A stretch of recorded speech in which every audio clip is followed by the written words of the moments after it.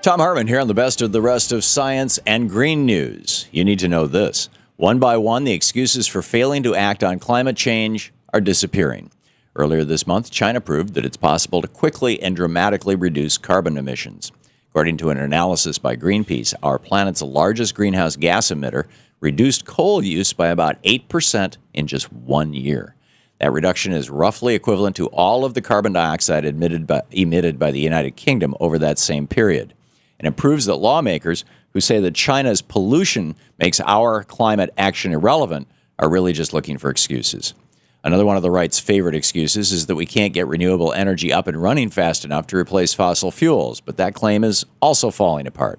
Just last week, the International Renewable Energy Agency announced that the number of people employed in that industry jumped by 18% from the previous year. That means that 1.2 million people found jobs in the renewable energy industry last year alone. With that type of growth, it's clear that green energy could power our world much sooner than the fossil fuel industry would like us to believe. All of the claims keeping us from making the switch to clean energy are nothing but myths, and big oil is quickly running out of excuses. The fact is, the only real reason that the fossil fuel industry and their lackeys in Congress oppose renewable energy is because of the threat to their mountains of profit. Because that's the only thing that matters to the corporate elite. We have the technology to make the switch. The green energy industry can grow fast enough to handle it, and the world is making progress way faster than we are. In order to solve the climate crisis, the most important issue that we've ever faced, we must keep smashing these myths and strengthening our understanding of science. The U.S. Food and Drug Administration says the genetically modified salmon is perfectly fine for human consumption, but Canadian scientists disagree. According to a recent press release from the environmental group Friends of the Earth, the 400-page risk assessment from the Canadian Department of Fisheries and Oceans lists concerns that U.S. consumers are not being told about.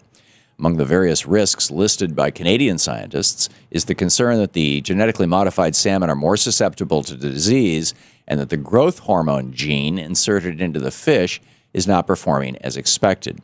But just like the genetically modified crops, our regulators rubber-stamped the approval without warning the public about such concerns.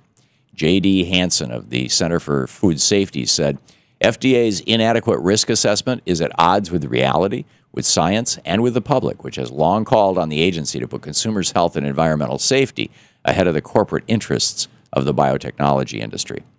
If our regulators won't protect us, perhaps it's time we started listening to the regulators to our north. If you want your employees to perform better, give each of them time for a nature break. According to a recent study in the journal Environmental Psychology, just looking at nature for 40 seconds can improve focus and performance on a given task. That study adds to the growing pile of research that proves the real health benefits of being exposed to nature. Whether it comes in the form of a green roof or a patio garden, even a few seconds with our natural environment has physical and psychological benefits. Although earlier research demonstrated that spending a day with nature had benefits, this new study found it doesn't take anywhere near that amount of time. One of the study's authors wrote, nature can provide cognitive benefits in much shorter time frames and in much smaller amounts than previously demonstrated. For the benefits of bosses and employees, each of us deserves our micro break with nature. It's great news when a nation goes to great lengths to switch to green energy, but it's bigger news when they also get away from nuclear. Last week, France's lower house of parliament approved a bill that works on both of those admirable goals. Later this year, the United Nations Conference on Climate Change is being held in that nation's capital, and so France wants to lead by example. This legislation sets a more ambitious goal for reducing greenhouse gas emissions by at least 40% by 2030, and it aims to reduce reliance on nuclear energy by 50% within 10 years. Considering that nation relies on nuclear for 75% of all of its energy needs, that goal would be huge news in the fight against nuclear. In addition, the new law would ban plastic grocery bags, require more green vehicles to be used in public transportation, and put more energy costs on individuals who consume excessive amounts of electricity. This is the kind of reform we could get done if we could simply get our lawmakers to accept the facts about global warming. And finally, Ben & Jerry's ice cream has pretty much always been a socially responsible company. From pot legalization to same-sex marriage, that company has come out in favor of progress, and their latest flavor is doing the same.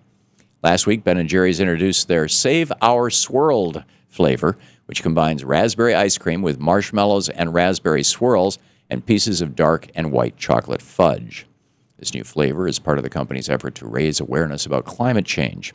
In addition to the ice cream, Ben & Jerry's also released a new video which warns about the dangers of a warming planet. In that video, over the image of melting ice cream, the narrator says, "This is what happens when ice cream is just 2 degrees warmer than it should be." For Ben & Jerry's, it's a mess. For the planet, it's a metaphor, because a 2-degree warming of our planet's climate would have an equally drastic, though much more significant impact. End of quote. Because ice cream is a carbon-intensive industry, Ben & Jerry's is working diligently to reduce their impact on the environment and encourage others to help save our species. And their new Save Our Swirled flavor may just be the sweetest weapon we have in the fight against global warming. And that's the way it is for the week of June 1st, 2015.